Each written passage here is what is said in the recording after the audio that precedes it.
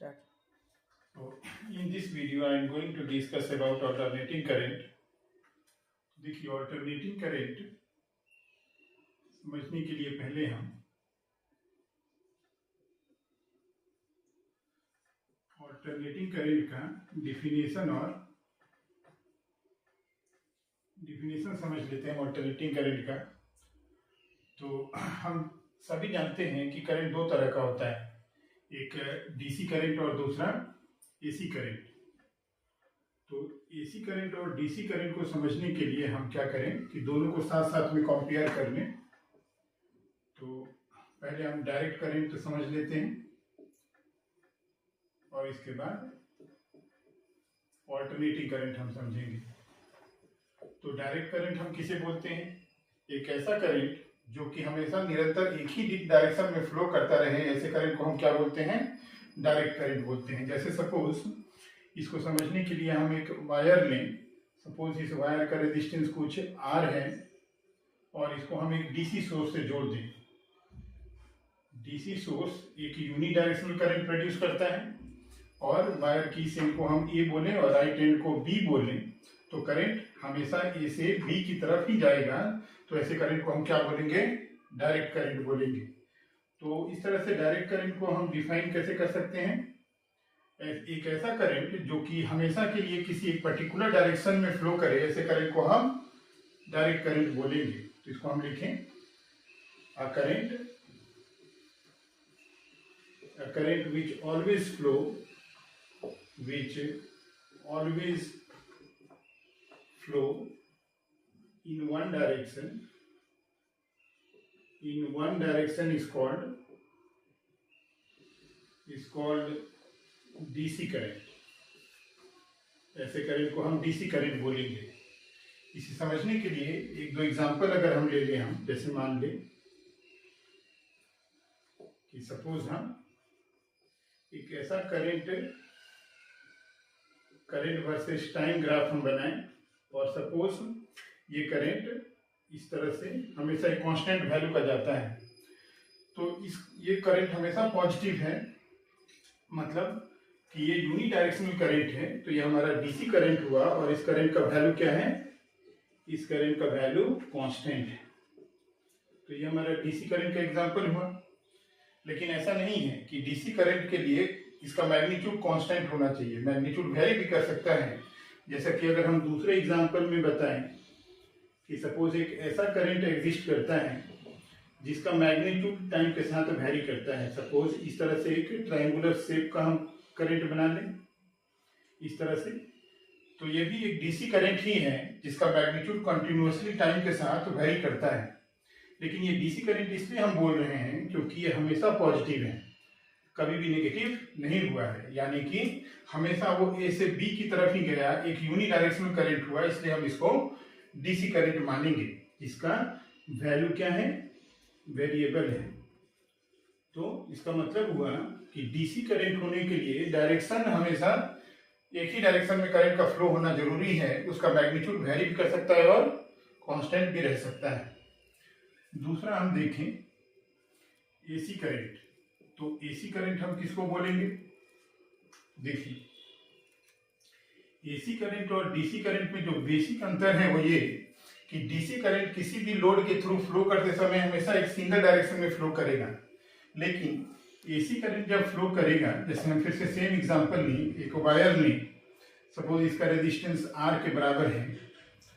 तो AC current produce करने के लिए हम एसी वोल्टेज सोर्स लेते हैं, ये सिंबल है एसी वोल्टेज सोर्स का, और इस वायर के लेफ्ट एंड को ए बोले और राइट एंड को अगर हम बी बोल लें, तो कुछ समय के लिए करंट ए से बी की तरफ जाएगा और फिर कुछ समय के लिए करंट बी से ए की तरफ फ्लो होगा। तो ऐसे करंट को हम एसी करंट बोलेंगे, यानी कि ये बाई डायरेक्शनल करंट है जो कि अपना डायरेक्शन समय के साथ बदलता रहेगा। तो फिर इसको हम किस तरह से डिफाइन कर सकते हैं? तो एक ऐसा current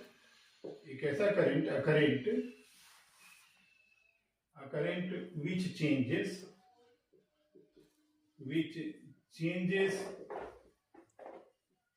its direction which changes its direction with time is called an AC current.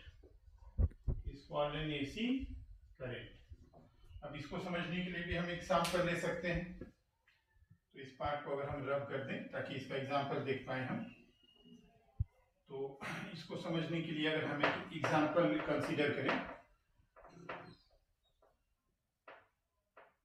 तो सपोज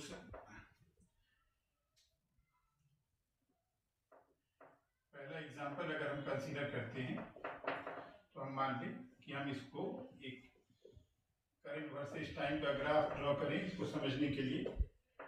और सपोज ग्राफ कुछ ऐसा है, साइनसोइडल कर्व है, और इस करंट को हम एसी करंट बोलेंगे। क्यों?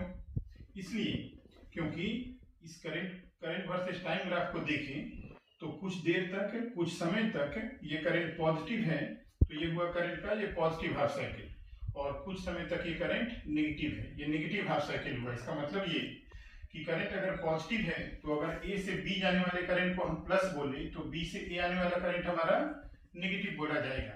तो ये बाई डायरेक्शनल करंट है, किसी लोड के थ्रू दोनों ही डायरेक्शन में फ्लो कर रहे हैं ये, इसलिए इसको हम एसी करंट बोलेंगे। और दूसरा एग्जांपल भी हम देख सकते हैं, जैसे मान लीजिए कि करंट वर्सेस टाइम का ग्राफ कुछ इस तरह से हम ड्रॉ करें कि इसका वैल्यू कांस्टेंट है कुछ देर तक, और फिर ये यहाँ पे इसका वैल्यू फिर से कुछ नेगेटिव कांस्टेंट रहा, और फिर पॉजिटिव कांस्टेंट रहा, फिर ये नेगेटिव कांस्टेंट हुआ। तो सपोज इस करंट का पीक वैल्यू है positive peak value plus I naught और negative peak value minus I naught. तो ये एक दूसरा एग्जांपल हुआ एसी करंट का। ये एसी करंट इसलिए है क्योंकि ये अपने डायरेक्शन को कंटिन्यूअसली वेरी कर रहा है। ये पॉजिटिव हाफ साइकिल, ये इसका नेगेटिव हाफ साइकिल, ये पॉजिटिव हाफ साइकिल और ये नेगेटिव हाफ साइकिल। तो यहाँ से हम डीसी करंट और एसी करंट में क्या अंतर है और उसकी डिफिनेशन को सीख पाएंगे। डीसी और एसी करंट का डिफिनेशन समझने के बाद हम किसी भी ऑल्टरनेटिंग करंट हो या डीसी करंट हो, इनका एवरेज वैल्यू हम कैसे निकालते हैं इसको सीखते हैं। तो नेक्स्ट हमारा हेडिंग होगा to find average value of a continuous function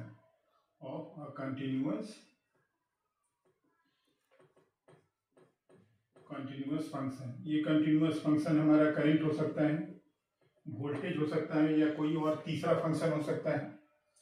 तो इससे पहले कि हम एवरेज वैल्यू किसी कंटिन्यूअस फंक्शन का डिस्कस करें, हमें एवरेज वैल्यू डिस्क्रीट नंबर का लिखना आता है। जैसे अगर हम 3 डिस्क्रीट नंबर कंसीडर करें 1, 2 और 3, और सपोज इनका एवरेज वैल्यू निकालना हो हमें, तो हम कैसे निकालेंगे? इन तीनों को ऐड करेंगे और 3 से डिवाइड कर लेंगे, तो 5, 6, ये 2 आ जाएगा एवरेज वैल्यू इनका। ठीक, तो डिस्क्रीट नंबर का एवरेज वैल्यू निकालना हम सबको पहले से आता है। यहाँ पे हमारा टास्क है कंटिन्यूअस फंक्शन का एवरेज वैल्यू निकालना। तो इसको समझने के लिए हम एक कंटिन्यूअस फंक्शन कंसीडर करें एफ, जो कि हमारा टाइम के साथ कंटिन्यूअसली वेरी करता है। और सपोज कैसा भी इसका एक आर्बिट्ररी सा ग्राफ आता है इस तरह से, और मान लें कि हमें इसका एवरेज वैल्यू निकालना है किसी टाइम इंटरवल t1 और t2 के बीच में। तो हम क्या करेंगे कि यहाँ से अपने ग्राफ से टाइम एक्सिस पे परपेंडिकुलर ड्रॉप करेंगे t1 पे, फिर ग्राफ से टाइम एक्सिस पे परपेंडिकुलर ड्रॉप करेंगे t2 पे, और इसका एवरेज वैल्यू लिखने का मतलब हो गया, जैसे कि डिस्क्रीट नंबर का एवरेज वैल्यू लिखते समय हम क्या करते हैं, सबको ऐड करते हैं। और यहाँ पे एडिशन का काम कंटिन्यूअस फंक्शन में किसके थ्रू हम लेते हैं? इंटीग्रेशन के थ्रू। यानी हम क्या करेंगे कि इसका छोटा सा एक स्ट्रिप लेंगे, और सपोज इसका एरिया हम लिखें, तो मान लेते हैं कि ये टाइम हुआ t टाइम इलैप्स हुआ, और इसका स्ट्रिप का थिकनेस हम dt माने, और ये वैल्यू हो गया हमारा ft, y कोऑर्डिनेट इसका। तो एडिशन हम करेंगे, न्यूमरेटर कैलकुलेट करेंगे, तो कैसे लिखेंगे हम इसको? एडिशन का काम हम इंटीग्रेशन के थ्रू लेंगे, यानी इसको लिखेंगे हम ft dt इंटीग्रेशन लेकिन कहाँ से कहाँ तक इसका एवरेज वैल्यू निकालना है, सपोज T1 से लेके T2 तक, तो इंटीग्रेशन का लोअर लिमिट T1 होना चाहिए और अपर लिमिट क्या होना चाहिए, T2। और जैसे कि हम इस यहाँ पे 3 से डिवाइड किए, तो यहाँ पे किससे डिवाइड करना होगा, तो कितने टाइम इंटरवल के लिए आपने इसका एवरेज वैल्यू कैलकुलेट करना है, T2 माइनस T1। तो इसको हम T2 माइनस T1 से अगर डिवाइड कर दें तो इस तरह से ये f का एवरेज वैल्यू आएगा। तो ये जनरल डिफिनेशन हुआ हमारा यहाँ से। इस डिफिनेशन को यूज करके किसी भी कंटिन्यूअस फंक्शन का हम एवरेज वैल्यू कैलकुलेट कर सकते हैं। तो अगर हम ये भी जानते हैं कि इंटीग्रेशन का अर्थ होता है, ज्योमेट्रिकल मीनिंग होता है इसका एरिया कैलकुलेट करना, तो इस ft dt की इंटीग्रेशन को हम कैसे लिख सकते हैं, इसको लिखा जा सकता है this is equal to area under ft versus t graph. तो ये इंटीग्रेशन ये एरिया देगा आपको, एरिया इस शेडेड पोर्शन का पूरा एरिया, तो this divided by T2 minus T1। तो T2 माइनस T1 ये बेस लेंथ हुआ जिसके ऊपर आपने इंटीग्रेशन करना है, जितना एरिया कैलकुलेट करना है। तो इसको हम लिख सकते हैं हमारा बेस लेंथ, जितने लेंथ पे आपने एरिया कैलकुलेट किया। तो ज्योमेट्रिकली इस तरह से भी हम किसी कंटिन्यूअस फंक्शन का एवरेज वैल्यू निकाल सकते हैं एरिया कैलकुलेट करके, ठीक है। तो इस सेम डिफिनेशन को यूज करते हुए हम अपने करंट का भी एवरेज वैल्यू लिख सकते हैं। तो करंट का एवरेज वैल्यू हम कैसे लिख सकते हैं, तो यहाँ पे फंक्शन क्या है हमारा, करंट है। तो करंट का instantaneous value IT dt integration से from T1 to T2 divided by T2 minus T1। इसी तरह से अगर आप चाहें तो आप वोल्टेज का भी एवरेज वैल्यू लिख सकते हैं।